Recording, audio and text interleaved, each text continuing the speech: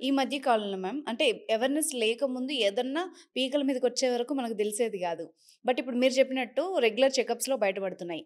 ఇప్పుడున్న యూత్ కానీ, ఈ జనరేషన్ గాని ఎంతవరకు వాళ్ళ హెల్త్ రిస్క్‌లో ఉంది అంటే ఏం చెప్తారు? సో, ఎంతవరకు రిస్క్ ఉంది? ఇప్పుడు యూత్ గురించి అంటే అమ్మ, పాత వాళ్ళకన్నా ఇప్పుడు ఎక్కువ. ఓకే. ఎందుకు అంటే మనకి వెస్టర్నైజ్ అయిపోయాం మనం. మన డైట్ హ్యాబిట్స్ చేంజ్ అయిపోయాయి. మన లైఫ్ స్టైల్ హ్యాబిట్స్ చేంజ్ అయిపోయాయి. మన లైఫ్ స్టైల్ చేంజ్ అయిపోయింది.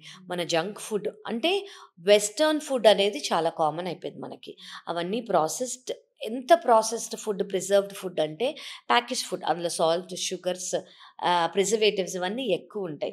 సో, ఇవన్నీ మంచిది కాదు. సో, దీనివల్ల రిస్క్ అనేది ఎక్కువ. అదే యూత్, నేను ఇంకో సైడ్ గూడా చూస్తున్నాను. హ్మ్. చాలా అవేర్‌గా గూడా ఉంటున్నారు. నేను ముందు మా యాన్సెస్టర్స్‌ని ఫాలో అవుతాననో, ఆహారం కానియండి, ఇంట్లోనే ఉండటం కానియండి, ఆల్కహాల్ తీసుకోకపోవటం కానియండి, స్మోకింగ్ చెయ్యకపోవటం కానియండి, ఇది కూడా ఉంది. So, it's up to you. మీరంటూ ఏది చేయాలో, మీ హెల్త్‌కి ఏది మంచిదో మీరే ఆ కాల్ తీసుకోవాలి. నేను ఇలాంటి ఫుడ్ తినను. ఆఫ్‌కోర్స్ క్రేవింగ్స్ అందరికీ ఉంటాయి. నాకిది తినాలనో, బిర్యానీ అనో, బర్గర్ అనో ఏదో ఒకటి తినాలి. అది టైం చేసుకోండి. 10 రోజులకో, 20 రోజులకో, 30 రోజులకో ఒకసారి తింటాను. అదే పనిగా రోజుకి ఆర్డర్ చేసేసుకొని టేస్ట్ బావుంటుందని తినేయటం కరెక్ట్ కాదు.